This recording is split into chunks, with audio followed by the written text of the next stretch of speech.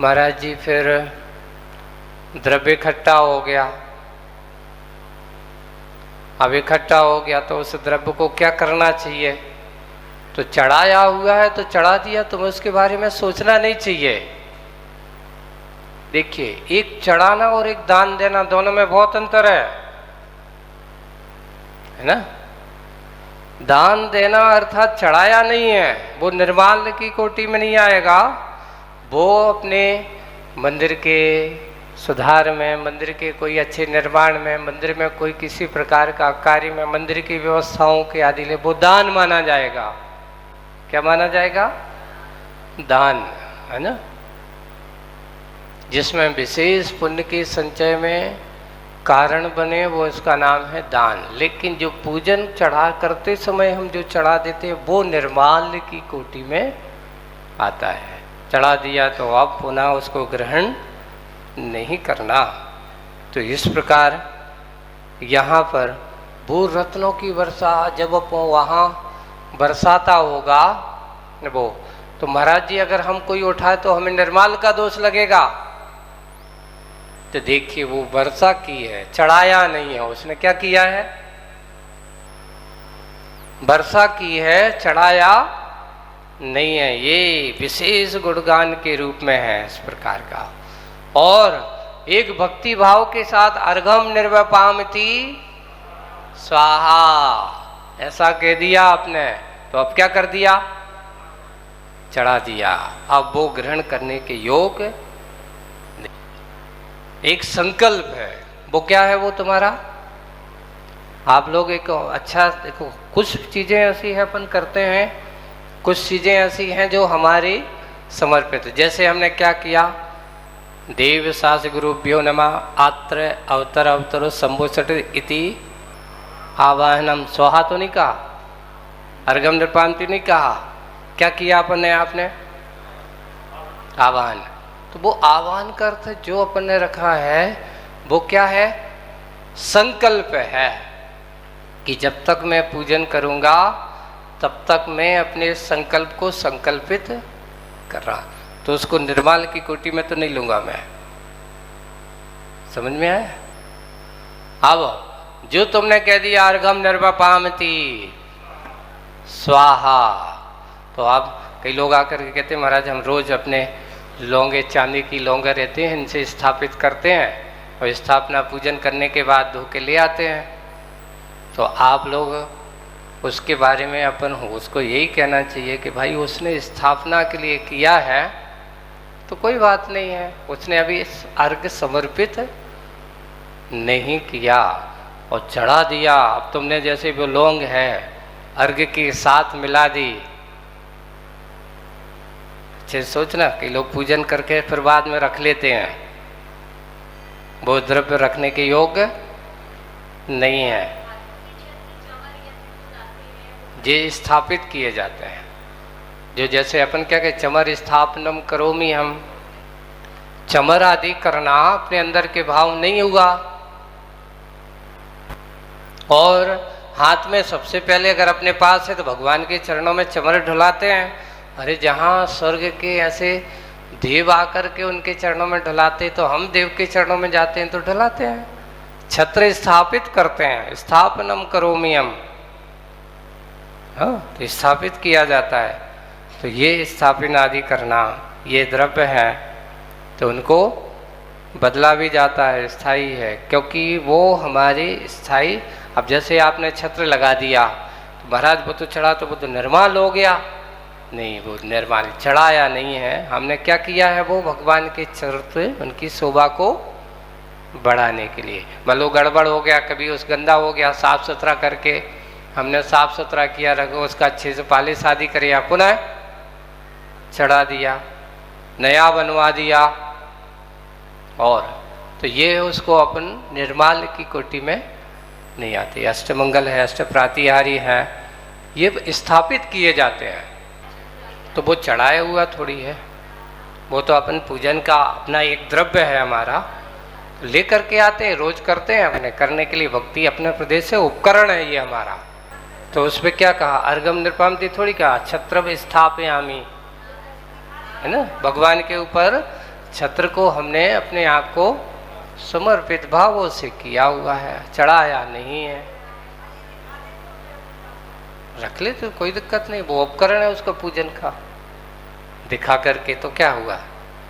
लेकिन आपने ये इसके बाद जो कहेंगे ना, तो कई लोग जो करते ना, चावल बनवा दिए, अष्टद्रव्य की चांदी की द्रव्य बना लिया, चढ़ा करके पुनः ले जाना, वो ठीक नहीं है। चढ़ा दिया है तो फिर उठाने का काम नहीं है।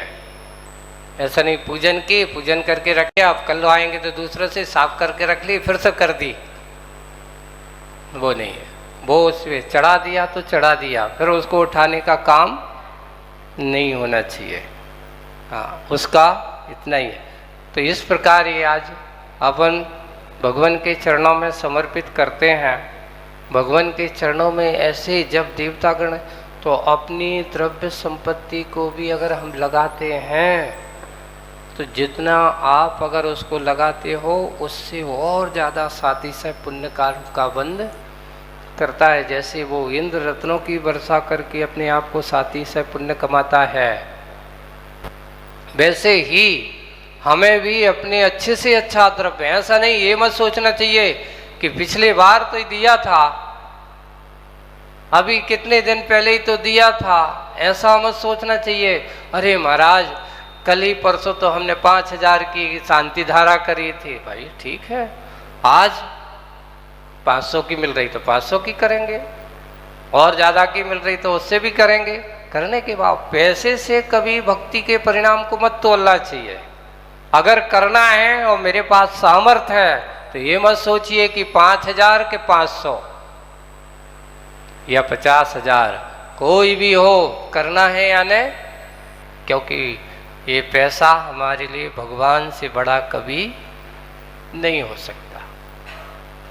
आपके पास है तो अगर हम उसका दुरुपयोग का उपयोग करते हैं, नहीं है तो परिणाम भाव के साथ, ऐसा मत सोचिए, संकलेश भी नहीं करना चाहिए। अरे महाराज हमारे पास होता तो हम तो रोज ऐसा करते, ऐसे परिणाम भी नहीं करना चाहिए।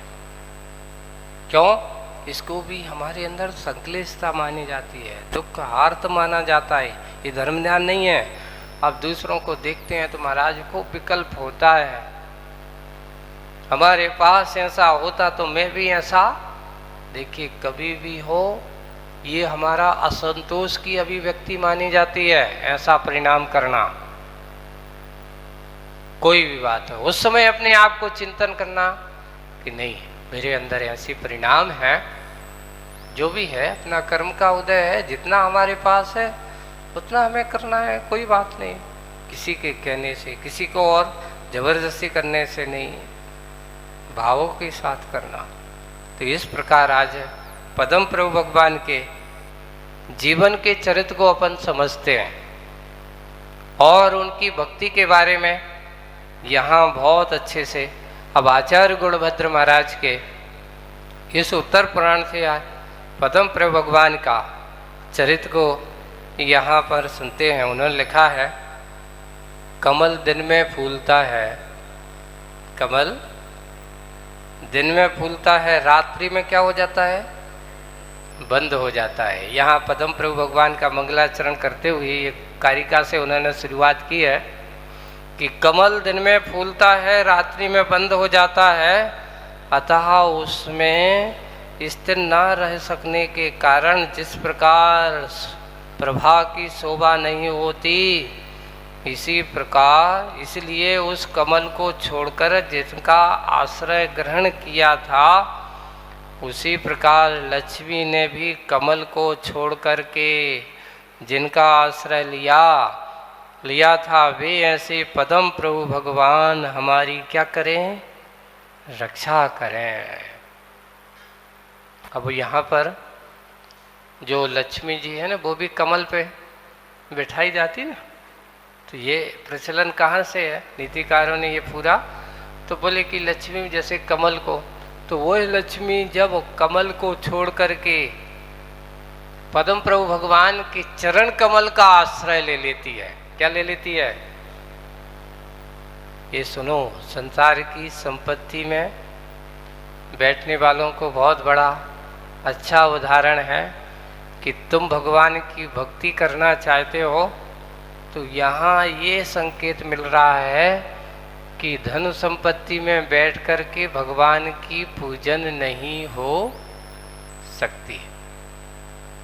आप घर बार छोड़ करके, उस धन संपत्ति को छोड़ करके जिनेंद्र भगवान के चरणों का जब हम आश्रय लेते हैं, उनके चरणों में जाकर के अपने आप को समर्पित करते हैं और करके अपने आप को उनके चरणों में पहुंच करके आकिंचन, हे भगवान मैं आपके श्री चरणों में कौन हूँ, क्या हूँ, कैसा हूँ, ये कुछ नहीं, मैं तो सिर्फ एक आपका सेवक, आपका भक्त, आपका पुजारी, आपके चरणों में क्या कर रहा हूँ।